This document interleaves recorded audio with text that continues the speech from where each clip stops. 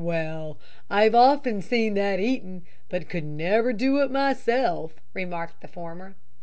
"No!" cried Joe in surprise. "Now that's uncommon curious. I've lived on raw liver and marrow bones for 2 or 3 days at a time when we was chased by the Comanche Injuns and didn't dare to make a fire, and it's rail good it is. Won't you try it now?" Cameron shook his head. "No, thank ye. I'll not refuse when I can't help it, but until then I'll remain in happy ignorance of how good it is." "Well, it is strange how some folk can't abide anything in the meat way they hain't been used to. Do you know I've actually knowed men from the cities who wouldn't eat a bit of horse flesh for love or money? Would you believe it?"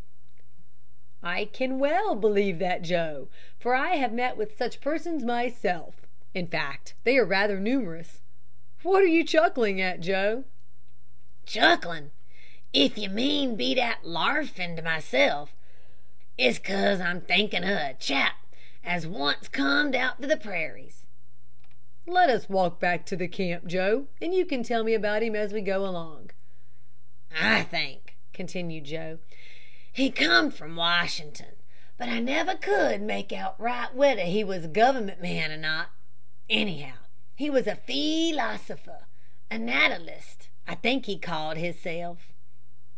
"A naturalist," suggested Cameron. "Aye, that was more like it. Well, he was about 6 feet 2 in his moccasins, and as thin as a ramrod, and as blind as a bat. Leastways, he had weak eyes and wore green spectacles. He had on a gray shooting coat and trousers, and vest and cap, with red whiskers, and a long nose as red as the point as his whiskers was. Well, this gentleman engaged me and another hunter to go on a trip with him to the prairies.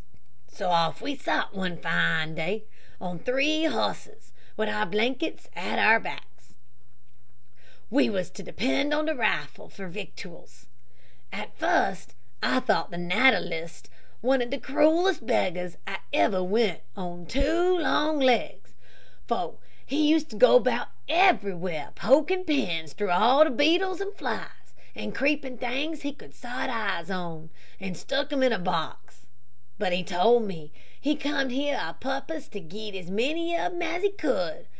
So says I, if that's it, I'll fill your box in no time. Will ye? Says he, quite pleased like. I will, says I, and galloped off to a place where he was filled with all sorts of crawling things. So I sets to work, and whenever I seed a thing crawling, I sot my foot on it and crushed it, and soon filled my breast pocket. I coached a lot of butterflies too, and stuffed them in my shot pouch, and went back an hour or 2 and showed him the lot. He put on his green spectacles and looked at 'em as if he'd seen a rattlesnake.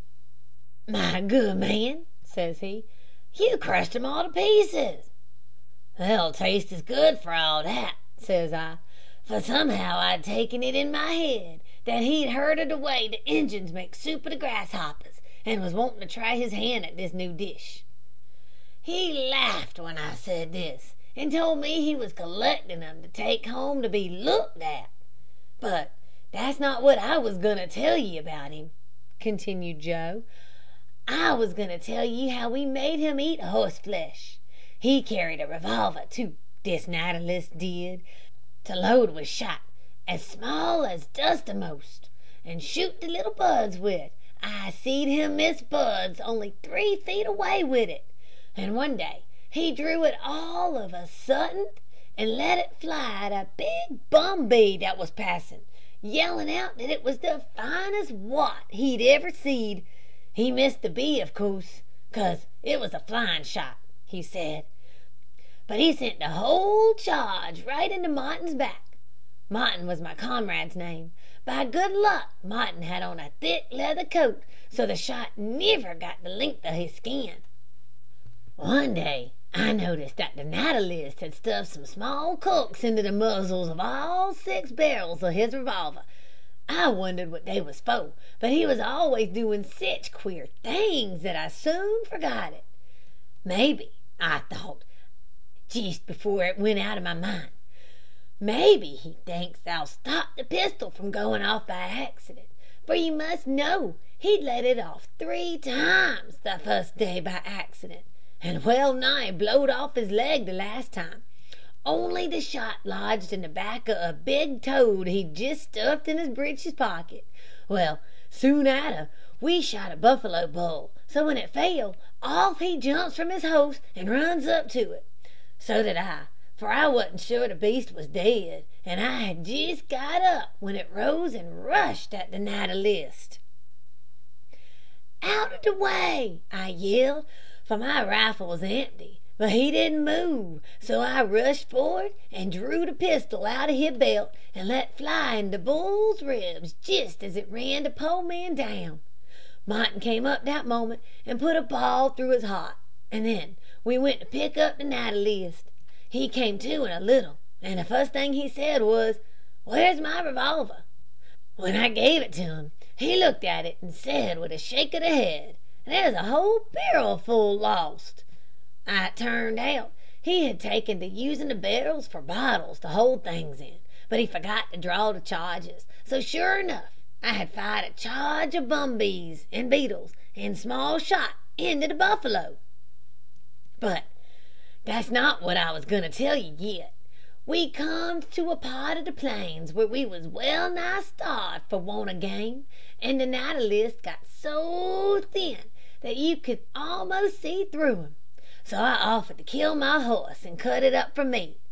But you never saw such a face he made. "I'd rather die first," said he, "than eat it." So we didn't kill it. But that very day Martin got a shot at a wild horse and killed it. The naturalist was down in the bed at a creek at the time groping for creepers, and he didn't see it. "He'll never eat it," says Martin. "That's true," says I. "Let's tell him it's buffalo," says he. "That'd be telling a lie," says I. So we stood looking at each other, not knowing what to do. "I tell you what," cries Martin, "we'll cut it up and take the meat into camp and cook it without saying a word." "Done," says I. "That's it, for you must know the poor creature was no judge of meat. He couldn't tell one kind from another, and he never asked questions. In fact, he never almost spoke to us all the trip. Well, we cut up the horse and carried the flesh and marrow bones into camp, taking care to leave the hoofs and skins behind, and sought to work and roasted steaks and marrow bones. When the naturalist came back, ye should have seen the joyful face he put on when he smelt the grub, for he was all but starved out, poor critter. "What have we got here?" cried he, rubbing his hands and sitting down. "Steaks and marrow bones," says Martin. "Capital," says he. "I'm so hungry." So he fell to work like a wolf. I never seed a man pitch into anything like as that naturalist did into that horse flesh. "These are first-rate marrow bones," says he, squinting with one eye down the shin bone of the hind leg to see if it was quite empty. "Yes, sir, they is," answered Martin, as grave as a judge. "Take another, sir," says I. "No, thank ye," says he with a sigh, for he didn't like to leave off. Well, we lived for a week on horse flesh, and first-rate living it was. Then we fell in with buffalo, and never ran short again till we got to the settlements, when he paid us our money and shook hands, saying we'd had a nice trip and he wished us well. Just as we was parting, I says, "Do you know what it was we lived on for a week arter we was well nigh starved in the prairies?" "What?" says he. "When you got your own capital marrow bones." "The same," says I. "Yourn was horse flesh," says I, "and I think you'll surely never say again that it wasn't first-rate living." "You're joking," says he, turning pale. "It's true, sir, as true as you're standing there." Well, would ye believe it? He turned, that Nautilus did, as sick as a